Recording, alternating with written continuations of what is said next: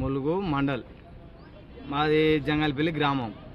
నాకన్నా చిన్న పిల్లగాళ్ళు, నా వయసు కంటే చిన్న పిల్లగాళ్ళు చనిపోయినారు.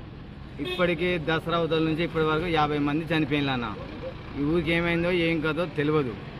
కాకపోతే బోర్డర్ ఇక్కడ యాటను కొట్టాలి, అది చేయాలి, ఇది చేయాలన్నారు.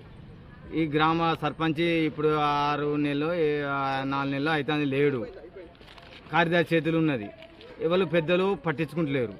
పెద్దలకు చెప్పిన సూత మొన్న అయ్యగారిని తీసుకొచ్చిండ్రు. ఆ బోర్డర్ కాడ తీసుకొస్తే వాస్తు లేదు, అది లేదు, ఇది లేదు అన్నారు. ఆ బోర్డర్ కాడ ఇంటికి బిందె నీళ్ళు కుంకుమ పసుపు తీసుకొచ్చి బోర్డర్ కాడ పోయాలి. దేవుని కాడికి వచ్చిళ్ళు, దేవుని పెద్దమ్మ తల్లి గుడి కాడికి వచ్చిళ్ళు. పెద్దమ్మ తల్లి గుడి కాడ సూత చూసిళ్ళు అయ్యగారు.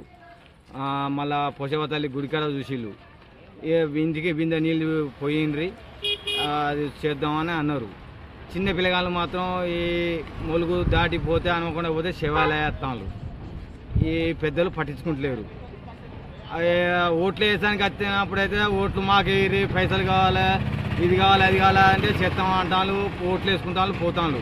అదే మంత్రి సీతక్క ఎమ్మెల్యే ఉన్నప్పుడు 3 సార్లు గెలిచింది. ఇప్పుడు సీతక్క మీ ఊరినే ఎమ్మెల్యే గెలిచిన మీ జంగల్పల్లి గ్రామంలో మంచిగా మెజార్టీ వచ్చింది, నేను చూసుకుంటా అన్నది. ఇంతవరకు చూడలే. ఒక మంత్రి పదవి వచ్చినప్పుడు వచ్చింది, చూసింది.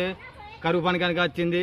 మీ సెంటర్లా నా కరువు పనికి 400 కరువు పని పైసలు కట్టిస్తా అన్నారు అని చెప్పింది, పోయింది. ఇంతవరకు పట్టించుకోలే.